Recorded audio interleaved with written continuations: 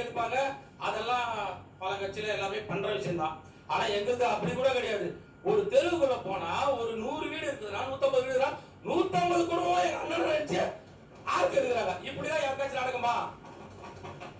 நாங்க தெருவுக்குள்ள போகும்போது ஒரு 60-70 பேரோட போவோம். ஆனா தெருவை முடிச்சுட்டு வெளில வரும்போது குறைஞ்சபட்சம் 300 பேர் வெளில வருவோம். ஏன்னா நம்ம மக்கள் எங்க கூட தேர்தல் பிரச்சாரம் பண்ணிட்டு வந்துருவாங்க.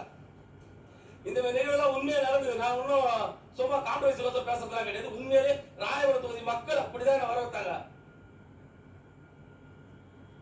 அதே மாதிரி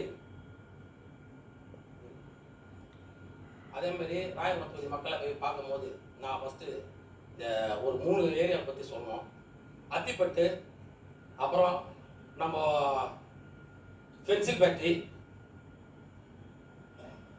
ஒரு 3 ஏரியா. ரொம்ப அந்த ஏரியாக்குள்ள நம்ம உள்ள போனோமா ரொம்ப என்ன சொல்றது, இன்னும் நம்ம சென்னை மாநகருக்குள்ள இருக்கோமா அப்படின்ற மாதிரி இருக்கும். ஏன்னா நிறைய பேர் பார்த்துட்டு என்கிட்ட கேட்டாங்க, உண்மையிலேயே அங்க டாய்லெட் வசதி இல்லையா, இல்ல உண்மையிலேயே அந்த இடத்துல இப்படிதான் இருக்குதா, மேல்கூரை இல்லையா அப்படின்னு கேட்டாங்க. உண்மையை சொல்ல போனா தரை இல்ல, ஓடு இல்ல, நிறைய பேர் அங்க வீடு இல்லாம ரொம்ப மக்கள் அவஸ்தைப்பட்டு இருக்காங்க. அதெல்லாம் பார்க்கும்போது உண்மையிலே சொல்றேன், ரொம்ப மனசுக்கு கிட்டத்தட்ட 1977 முதல்ல அங்க திராவிட இயக்கம் தான் வின் பண்ணிருக்கு. அதுக்கப்புறமா மாறி 2 பேரும் தான் ஆட்சி செஞ்சிருக்காங்க. ஆனா மக்களுக்கு அடிப்படை வசதியே இல்லாத ஒரு 16 தொகுதியில ராயபுரம் தொகுதி ரொம்ப ரொம்ப முக்கியமான தொகுதி. ராயபுரம் மக்கள் குரலான ஒழிக்கிற இல்லாதப்பட்டவர்கள் இல்லாதப்பட்ட மக்களை பத்தி பேச முடியும்.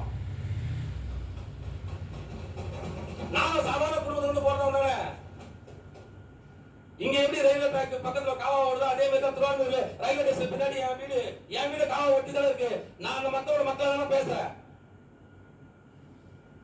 2 திராவிட கட்சியும் அந்த ஆட்சியை செஞ்சோம், அந்த இடத்துல எதுவுமே நடக்கல.